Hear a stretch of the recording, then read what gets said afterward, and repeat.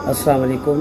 कुर्बानी के मसाइल में एक अहम मसला, क्या फ़ौज शुगान की तरफ से कुर्बानी की जा सकती है या नबी करीम सल्लल्लाहु अलैहि वसल्लम की तरफ से कुर्बानी की जा सकती है।